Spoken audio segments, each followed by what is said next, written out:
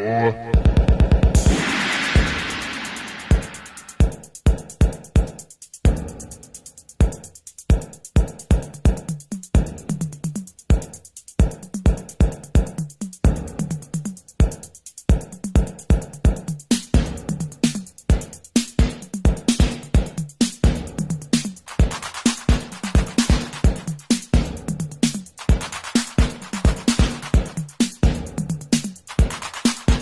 Once upon a time, a DJ's task was just to play records. What more could you ask? But then came remixes, scratching and cuts, which was too much for many. Drove some DJs nuts, but the DJ named Glove has reigned supreme as the turntable wizard of the hip-hop scene. So listen to him, check him out, but remember this: when the glove's on the wheels of steel, he's reckless.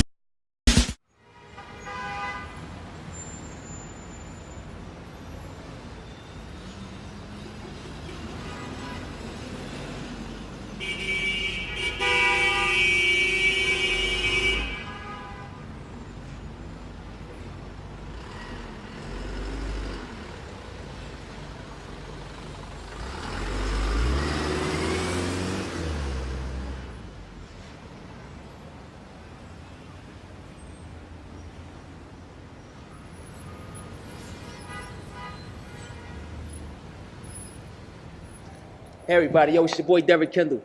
Yo, I got the pleasure of literally doing an exclusive interview with the man himself, Mr. Mick Benzo. We're gonna introduce you to him in just a second, but first of all, listen, y'all gotta know something. Do y'all know where I'm at? Bronx River Community Center. Trust me, this is a legendary historical spot. We're gonna cover some topics, mainly covering the culture, known none other than hip hop.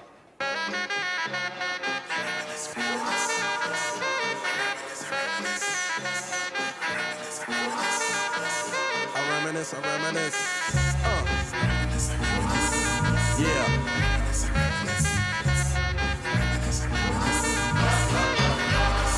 I reminisce for a spell, or shall I say think back 22 years ago to keep it on track. The birth of a child on the 8th of October, a toast, but my granddaddy came sober. Count all the fingers and the toes, now I suppose you hope the little black boy grows. 18 years younger than my mama, but I really got beatings cause the girl loved drama. In single parenthood, there I stood. By the time she was 21, had another one. This one's a girl. Pleasure to meet you, Mr. Benz. Oh man, great to see you, man. Thanks for having me, bro. Yes, sir. Yes, sir. You made it all the way to the Bronx River Community Center, man. Yeah, man, coming all the way out from Brooklyn. All the way from Brooklyn. I mean Brooklyn. Brooklyn. We call that Brooklyn, but your boy just got an Oscar out there too from Brooklyn. Oh yeah, Spike Lee. Yeah, man, shout out to Spike Lee. Yeah, he man, did his doing thing. Big things. Yeah, absolutely. But it's a pleasure for you to be in the home of gods. This is called the home of gods, man. I mean, your intro was beautiful. You let the people know it's a legendary community center. That's right. This is not a club. This place here in Bronx River, better known as Bronx River Community Center, had lots of parties for 50 cents and $1 when it first started. I never knew that. Wow. I mean, Brooklyn, a lot of love for Brooklyn because y'all had some hell of a DJs out there. You had some hell of a DJs in Brooklyn. I can't front because the culture of hip hop, everybody has a story. Right. And their story means a lot to them. You can't take it away from you. Can't call them a liar because you wasn't on the same block to say, oh, they lying. Right. That's what I respect about hip hop. It has elements. But what we did in the Boogie Down Bronx, in this place called the Home of Gods, Bronx River, the first family of hip hop is the Universal Zulu Nation, whether they like it or not. Beautiful. I am a co-founder of that thing called the Universal Zulu Nation. And what we did was we created a culture. Because when we first started doing music, we had a place called the Tenement Building. You go into the basement, seriously, with the blue lights, with the fluorescent lights. You had your posters on, and the posters used to look like when you go in, you had a lot of lint on it. Okay, so music started then. We were playing our parents' music. Got you. Like the Moments, the Delphonics, the Spinners, the Whispers. But then somehow or another, I'm not going to say I did it, because we didn't create the turntable, we didn't make records, we didn't create no microphones. What we did do is found a record that we can actually keep going back and forth and letting that beat stand and let an MC talk. Okay. That's when we created something called hip-hop. Dope, man. But there was no name for hip-hop at first. There was no genre of music on any musical charts in 1973. Y'all heard Go it, back and look. 1973, y'all. There was no genre of music called hip-hop. It was R&B, it was jazz, it was gospel, it was country. Right. Wasn't no hip-hop.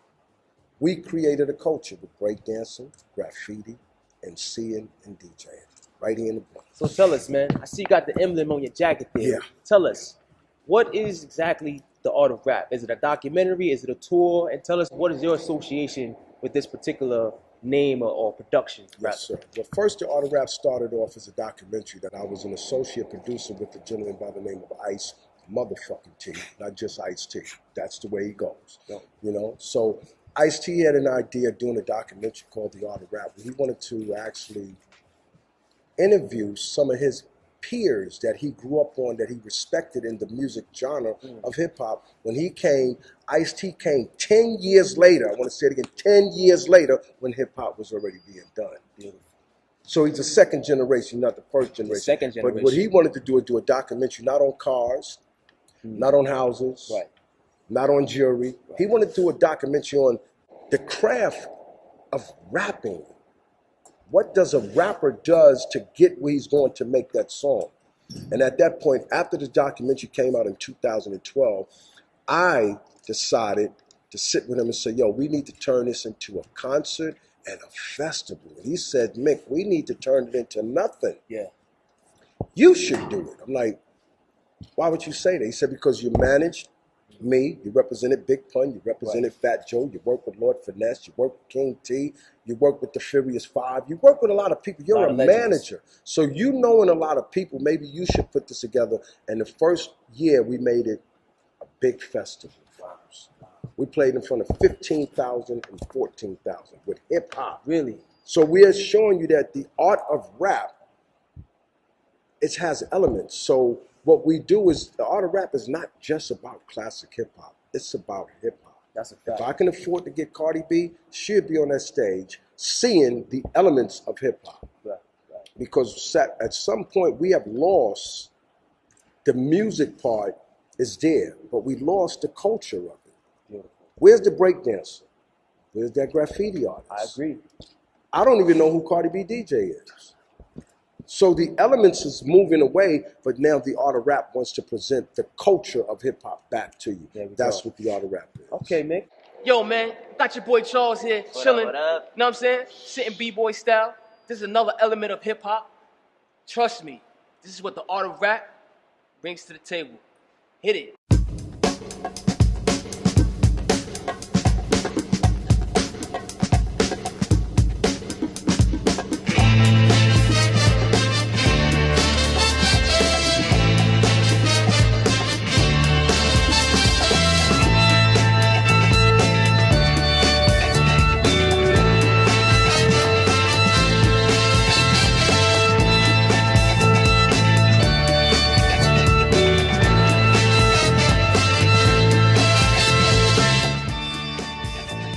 The art of rap, and this is what we bring to the stages and concerts and festivals. That's just one of the elements of hip hop. If you know the other three, you know it's DJing, graffiti, MCing. You saw a piece of breakdancing. Welcome to the world of art of rap, right here in Bronxville Community Center. Don't even touch that down. Think about it.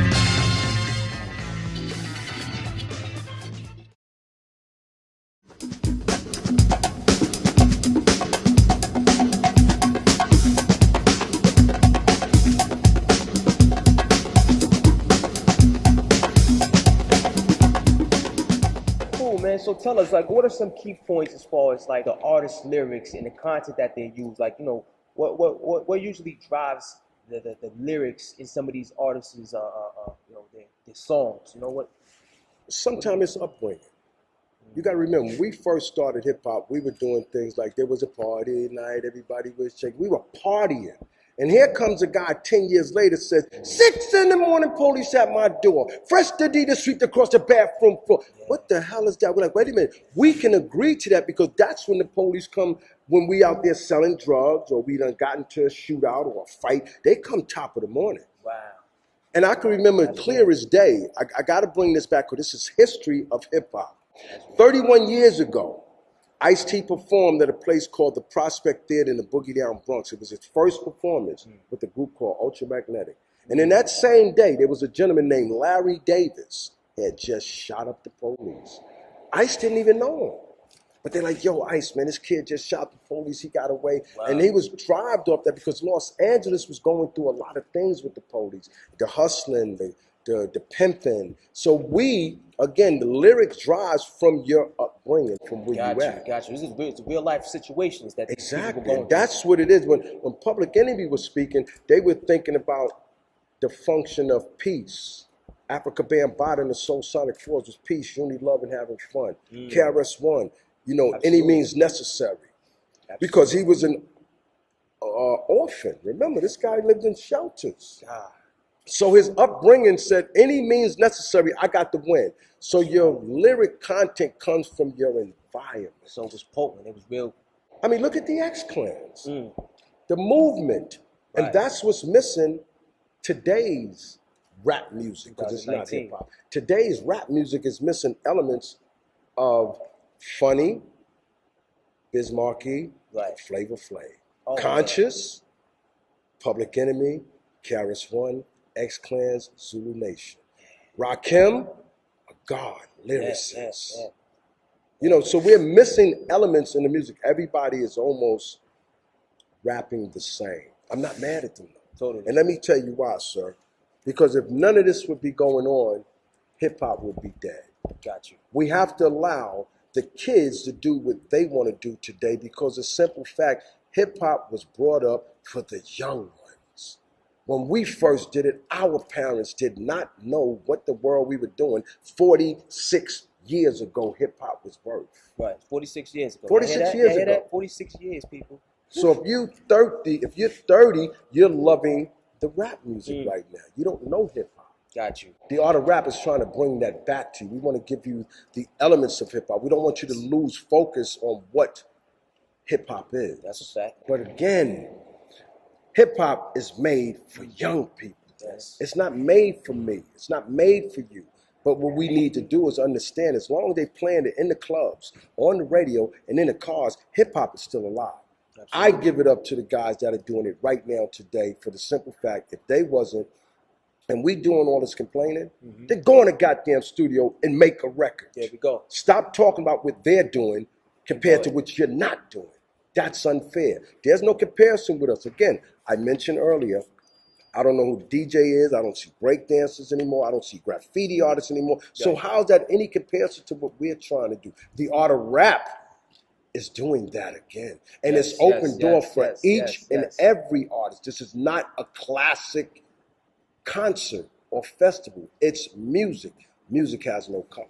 Got you on that, man. I hear you loud and clear, Mick. Man, very well said as well, man. You're very, very detailed and articulate how you responded to that particular question. Man, I love it.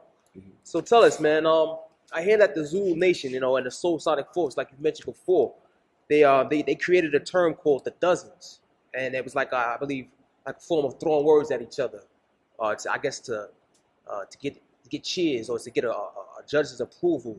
You know what I'm saying? Tell us, like, you know, what's your take on that? Is that truly how it was?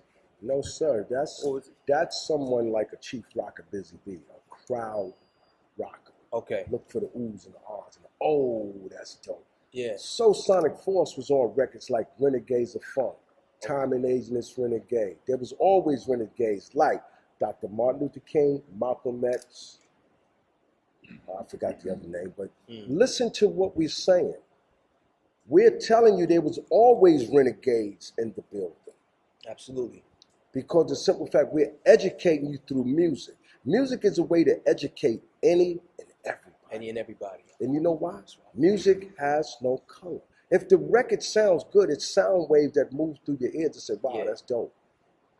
Again, Listen to the music they playing today. Some of it you like. You can't even sit there, no, I don't like none of that. That's a lie.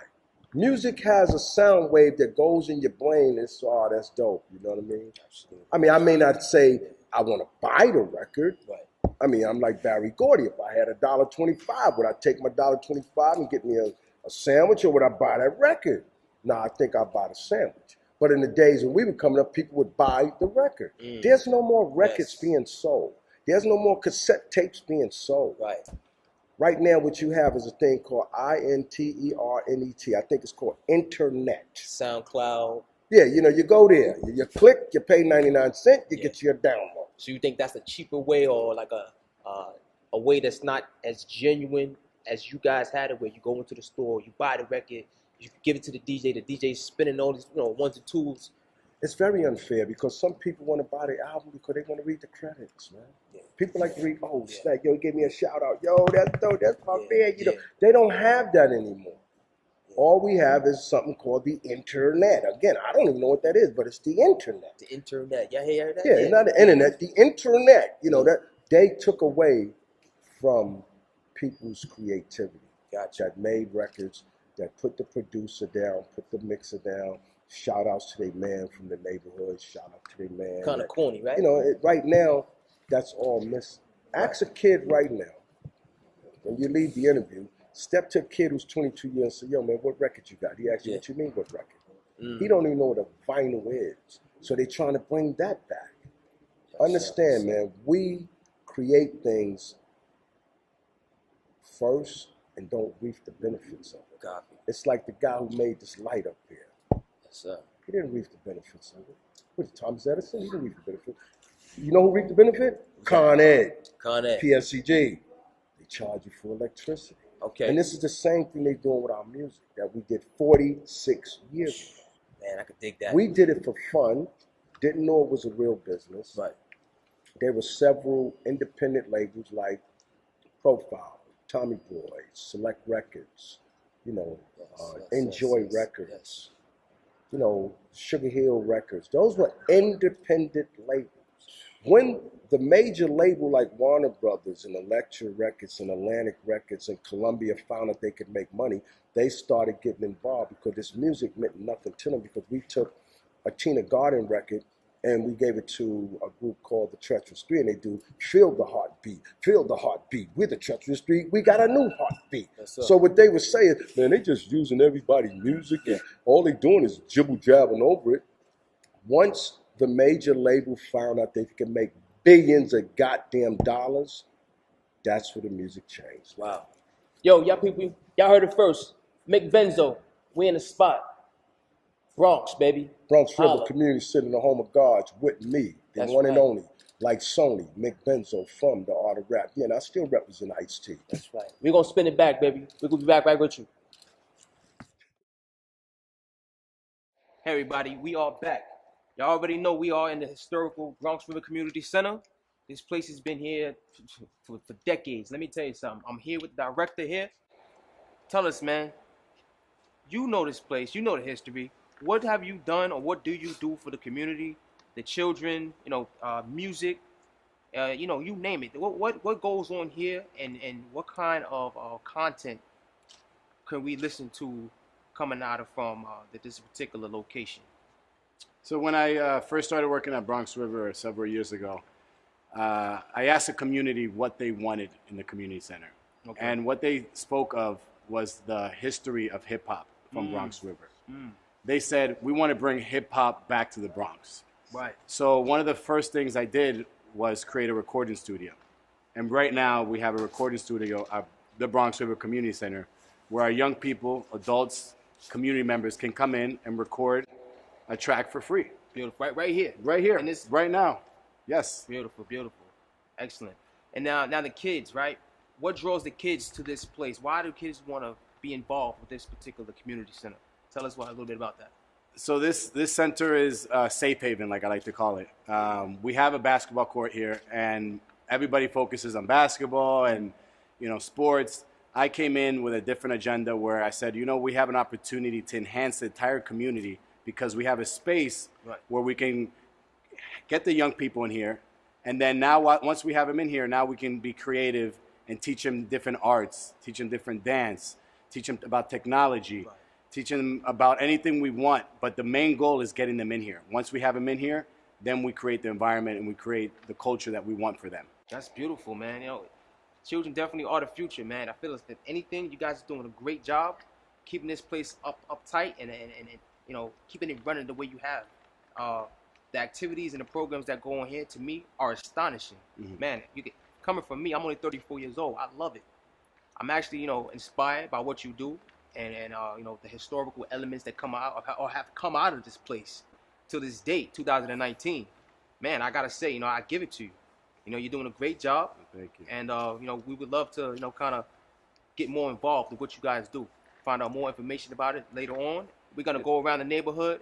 We're gonna find out more. And one other thing I want to touch base on is this is not just a center for the children. This is a community center for the families. You know, we create wraparound services where we do intergenerational activities with the senior citizens and our young people. It's very important that our seniors educate our young people about the history, because we do not want bad history to repeat itself. So that's some of the programs we have going on, and it's very crucial and very intentional, the holistic approach that I do with our teachings of the programming that we run. I hear that, you know, being that this place is an historical spot for hip hop and the culture and the kids. Tell us a little bit about the older people that come here. What do they have to say? What's their take on this place? Every time we have older folks that come in, they just talk about the history of what Bronx River used to be, you know, and what the culture, the community environment, the aspect of families looking out after one another, you know, that has gone and diminished a little bit, you know, and I want to bring that back. Wow. Where is that community aspect, you know? Where are our families looking out for each other's children? You know, when you have, you know, Pedro or Juan in the corner peeing in the elevator, where is the neighbor calling the mothers and the fathers and letting them know we have to take care of our community because we live here, you know? Right. And that aspect has changed. So when they come and they see that, they say, Bronx River was not like that when we were here. Wow. So I'm trying to change that culture and the environment, and it's starting with the young people and changing the mindsets of what it is. You know, we have the opportunity to be successful. We have an opportunity to create an environment where we're all going to progress and change what the history wants us to do, repeat itself in the cycle of poverty. We can get out of the poverty. We can rise above that, but we have to work together as a community to do so. Okay, cool, man. Hey, man. Anybody that's out there that's struggling, I know the Bronx is known for a relatively, it could be considered a relatively poor neighborhood as we speak to this day. But is there like any programs where you know there's food available, where you know you can offer to anyone that needs specific help, or if they're struggling out there, that kind of thing? So we do have food pantry here once a month. Unfortunately, we don't have it as much as I would like. We offer our participants food every single day. So we do have food, and then anytime people come in, we always have a pantry on deck, so we're able to provide some kind of food for the families. Man, that's beautiful, and that's very beneficial to the community, man. Like I say, you know, you got me kind of all emotional inside. I just feel like, you know what, you're inspiring me to want to do better. And I appreciate, you know, you for even having me in your community center to even have this interview to talk about these specific topics. They're very vital. They're very important in the world. Brooklyn, you know, Brooklyn, Queens, you know, especially where I'm from. It's a different it's a different vibe here, man. And coming from where I'm from, I can relate to it so much, man. So I appreciate you. Thank you. No, thank you. Thank you. I appreciate you. Thank you. Right. Hold on. Hold it.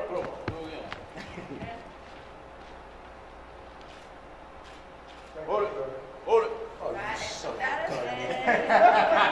Yo, you should be used to this, yo. Yeah, man. Yo, people, we still here covering the art of rap. We back. You know what I'm saying? We in front of the spot. Check it out. Look. Bronx River Community Center, baby. Goddamn. Ooh, this is 174th Street in the Bronx. We all the way out here? In the Bronx. Man, I come from Brooklyn. Let me tell you a secret, though. You know there's 5 boroughs, right? It's Manhattan, Queens, Staten Island, and Brooklyn. Gotcha. We're the only ones with a title. You know what that is? What's the title? the Bronx. You never say I'm from the Bronx. You say I'm from the Bronx, right? Right. You say I'm from Queens. You don't say the Queens. No. You don't say the Manhattan. You don't say the Staten Island, right? They You got said the. we got a title. Yeah. This is the Bronx, baby. We start everything. We trendsetters. I call it You're in the BX. birthplace of hip hop. And I see a brother of mine, right? He's my nephew, but I call him a little brother. I see two of them standing around. I want to call them over and find out, is Bronx River still Bronx River? That be Okay. all right with you? Yeah. Hey, yo, Listen to TB. it. Yo. Oh, my man. What's up with you, Hey, baby? man, how you feeling? All right, What's man. good with your Good family? to see you, man. So you still in Bronx River? Yeah, man. 53 years strong. Yes. 53 years you've been living in Living Bronx, in Bronx River. River. I am a product of Bronx River. Respect. I am very thankful to say and grateful to be a product of Bronx River. I love my hood. I had the privilege to be able to come up under a brother Yes, sir. like Mickey Yes. Benson. Coming up under a brother like Mickey Benson, I was a part of being in the rap culture. Yes, I you came was, up sir. with Africa Bambaataa. Good Came job. up with Cool Herc. I Yes, came sir. up with Disco King Mario. Oh, Chuck I came City. up with all these individuals that became a great part of hip hop. I've been a part of it. Again, I'm just grateful to be here standing before you guys to share with you guys a little history on my experience living in Bronx River. So for 53 years, you ain't even moved out of the projects, but you moved away from the projects, you moved out, but you came back into this project, in this community center called Bronx River Community Housing. And what do you do now for Bronx River? Because you used to be one hell of a kid. One hell of a kid. I grew up in the rough age when it was, surviving. Survival was the kick. Melly Mel But said only the today- strong will survive. Today, I am giving back to my community. That's right. I've been working here in the center, not only living in the projects for 53 years, I worked in the center for 5 years. I worked for Children Arts and Science. Children Arts and Science is community workshop. We're giving back to the kids of the projects, of the community. Giving back, we have all these different programs that Mr. Tumas already explained to you guys. We have a studio, we have dance, we have basketball, we have baseball, all these different activities to keep the kids off the street. You know what I mean? And it's a big part of my life at this point in time because, again, I came up, born and raised in Bronx River. And to be able to see the kids of today come up and have something to be to depend on, a safe haven, because this used to be my safe haven. Bronx River Neighborhood Center. I used to come here to be safe from being in the street. And today, these kids is forming, they following the same trend. This is Safe Haven, Bronx River Neighborhood Center. Again, I'm just thankful to be able to be raised under Mickey and being able to see what he has brought back to the neighborhood. He's come back to give you a little history. He's come back to also participate in giving us computers, whatever we may need for the studio at hand. Mickey is a great part of helping out the community because he is Bronx River. I care. What a blessing. What a blessing. He Very well cares. said. Excellent. Well, we're going to move along, fellas. We're going to get a little tour of the neighborhood. We're going to have the gentleman of the art of rap describe a little bit about the music, the art form, tell us more about the culture of hip-hop, how it started, and some more of the original content. So let's get moving, y'all. Yeah, Mick, so tell us, man, we're in the neighborhood, right? Yeah. Take us on a little tour now. So You know, we're where we gonna going do. ahead? I want to walk around the back of the community center where really that was our clubhouse, man. And, Bronx River Community Center. But the back was where we did all the parties at for real. When we came off of 1595, when we used to put the speak out the window, that was cool. But then we had action to go in the back where we did your break dancing. A lot of artists came through here too. Oh, yeah, man. yeah. Tell A us, lot of tell artists, us, man. tell us about the artists. Tell us a little bit about like some of the artists that you worked with since then, to this day, and also why some of those particular artists. I mean, I worked with the Furious 5 MCs, not Grandmaster Flash, but the group is known as Grandmaster Flash and the Furious 5. Right. I worked with the Furious 5, Mal, Creed, Scorpio, and Son of a Queen, Raheem. I worked with them. We the first group to get inducted in Rock and Roll Hall of Fame. Man, too, that's man. big, man. That's The first rap group to get inducted in the Rock and Roll Hall of Fame Fame. again is from the Bronx. The title, the Bronx. So we do everything first. We do everything first, though. It's a lot of first that we do. Like people don't know. I worked with Ice-T for years. I'm still with Ice-T. Dope. Over 30 plus years. You see him on Law and Order, Special Victor Unit. You hear him on Ice Cold, thing on TV. Ice-T he doing Cold Blood now too. Yeah. He's the voice of it, baby. That's look, we still in the game. I worked with Lord Finesse. He was a dope lyricist, man. He was one of those guys who had that, flavor that you couldn't really get with. I even worked with Big Pun. Rest in peace. Wow. And I worked with Fat Joe, Joey Crack. So I've been around, and this is coming up with this right here. Oh my God, this thing look real small. It used to look big, man. Yeah, that's because of these. This thing these used to look fences big, that's B. today. This thing was that small that we always on stage. We had the Furious Five. You had some Cold Crush up there. We had over You had the 500 Jazzy people Five out here. MCs up there. You had Lisa Lee, the Queen of MC. This very spot right This here. very spot, we used to have over 500-600 people out here. It's legendary, man. That's And gave us the love. break dances we used to do on cardboard. what? In Lilonian, both of those things they worked with, You couldn't afford the Lilonian, you get a piece of card, put rock out. So about the culture, right? Like I know that you guys put on incredible shows here. I'm talking about some historical stuff here, man. Like so, since then, to this very day, 2019, hip hop, the state that it's in now, right? I want to know how has it evolved into this, this billion-dollar industry that it is. Like I know because we got it on. They got it on now. Cartoons. They got it on. What do you call it? TV show, kids shows, commercials.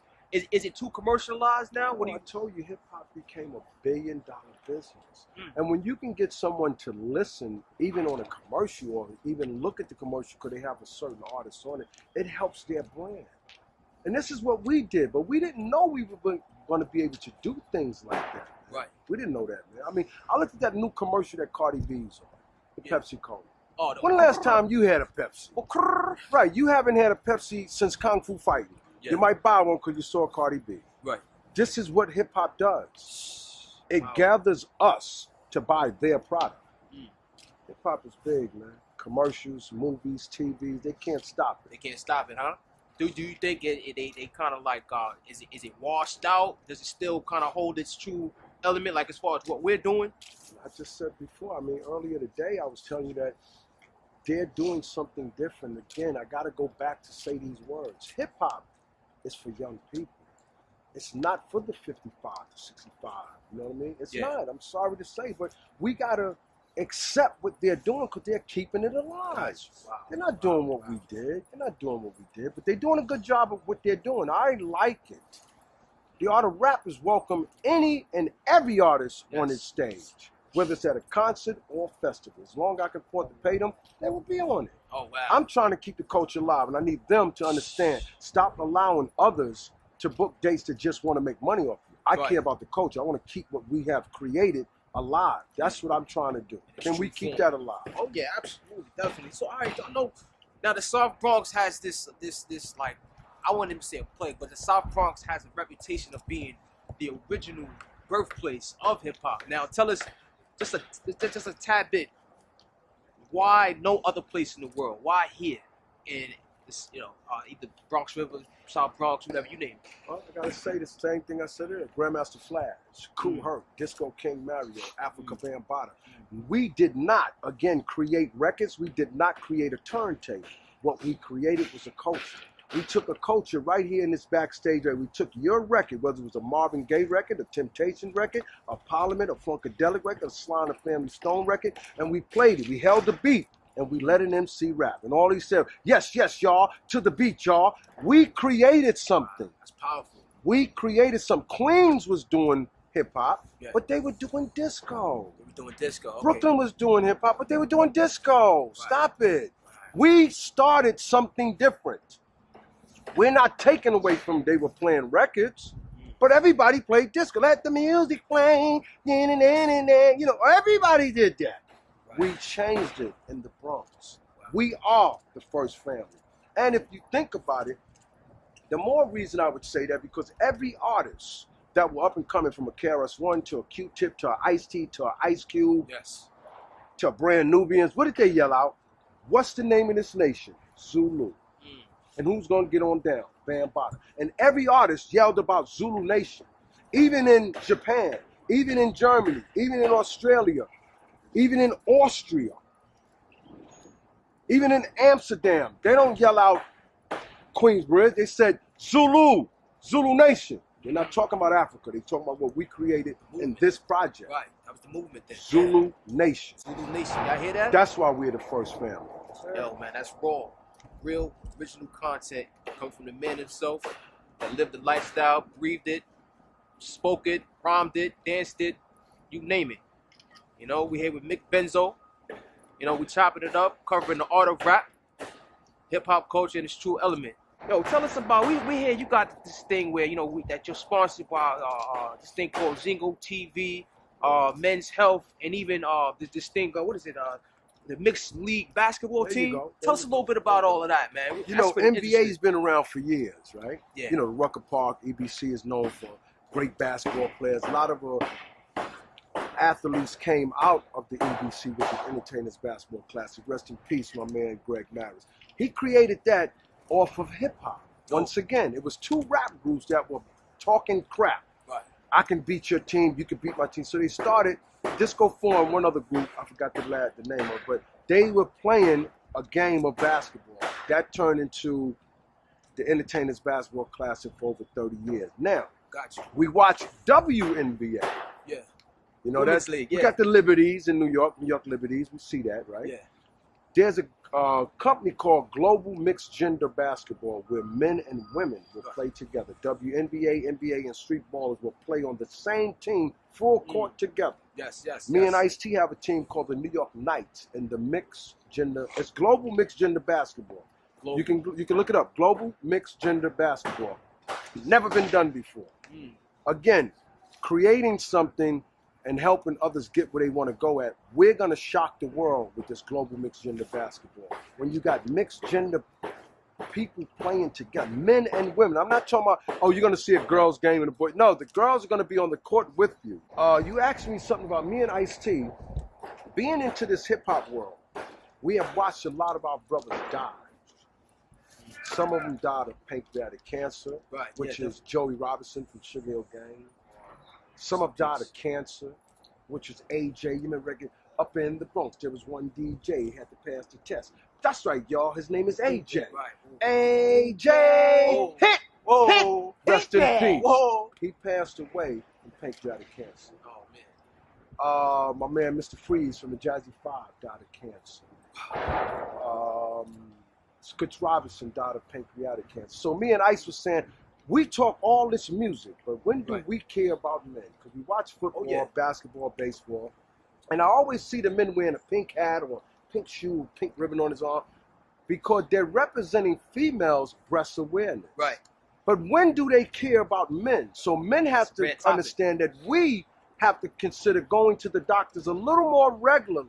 I agree. 100%. We got to go check our mouths. If your breath stink like shit, you're supposed to have an odor when you wake up in your mouth, but not shit odor in your mouth. That means you got a bad tooth, okay? All right? If you get up 4 or 5 times in the middle of the night to piss, your prostate fucked up. You need to go to the doctor. And then some of y'all don't realize when you have bad teeth in your mouth and you're swallowing that spit, you're swallowing bacteria so you can catch a stroke. So we came up with Male Awareness Foundation. And I'm tired of just talking about the women's breast cancer. Men get breast cancer too, for those who don't know it. We need to check ourselves. Our parents has never told you, when you go to the bathroom, I need you to grab your chest and squeeze your nuts and bolts. Make sure you got 2 balls down there, not 3. They don't tell us these things, man.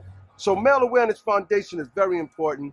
It's just as important as music, and it's going to save lives. I'm not into black lives. I'm into people. It's for men, white, black, Chinese, whatever your nationality is and your preference. Because some of the guys that act like women, they need to go check though because they're still men.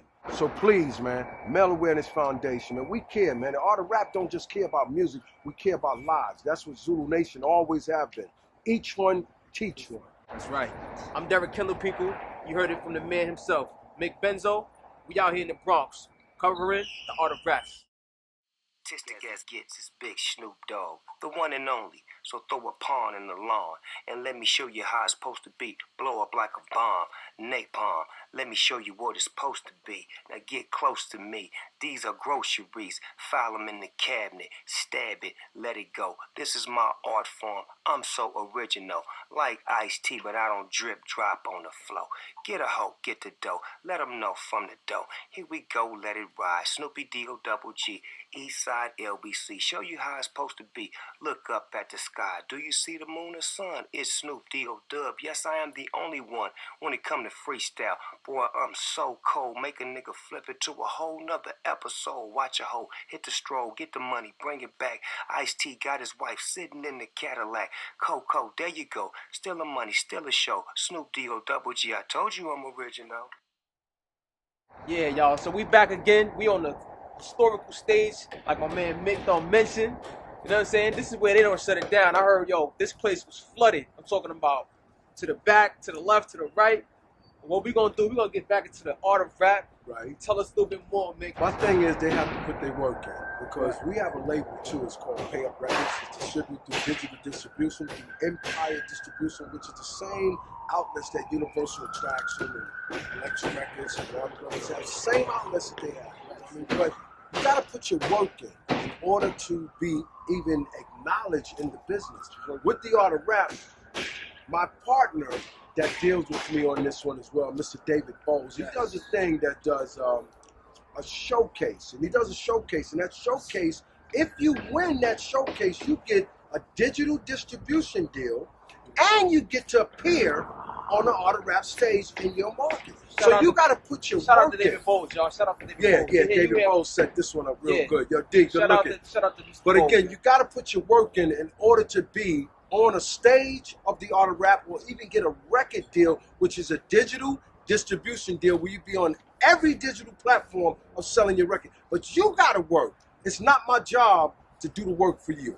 So I hear that, man. So you guys are, if anything, distribution deal, perfect. All right, Yes. we got the newer artists, if anything, how they want to get in. We love it, man. We love the information. Now, with the art of rap, the movement is super dope. Now, Yes. are you guys doing anything as far as like international? Are you guys gonna take this to where it's like, you know, it's gonna be another spin-off documentary, and is Ice-T gonna be a part of that particular? Is he gonna direct Good that question. too? Good question. This is what we're looking to do. It's just out in the atmosphere as we're speaking, which we are doing. But we're going to do the new artists as well for the art of rap because we did all the classic artists. Now it's time to showcase some, even going down south. But yes, we are going to take the art of rap overseas. Overseas respects hip hop a little more than the United States do. And we are coming. So yeah. And right now I'm having some meetings, some great meetings, and hopefully, I don't want to jinx myself, that this summer, in the month of May, June, July, August, we shall have at least 20 dates of the art of rap. Again, if you appear at any of those showcases that Mr. David Bowles is doing, you might win. And then whatever market you're in, if you're in Chicago, Detroit, Los Angeles, San Francisco, Philadelphia, Boston, Baltimore, if that's the market, when we come through your market, you will be one of the opening acts. But you have to put your work in. We're taking this overseas. The art of rap will be overseas. Y'all hear that? Yo, hard work pays off, baby. Listen, man. 2019, we're about, listen, about, what is it, about 46 years after the whole thing began back in the 70s. Listen, Yes. man. Mick Benzo, tell us, Yes, sir. what's next for you?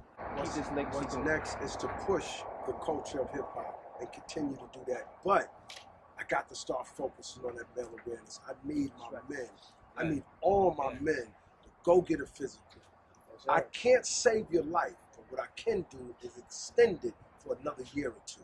Remember, the best person that can tell you why you sick, or who can help you is a doctor, not your parents, Amen.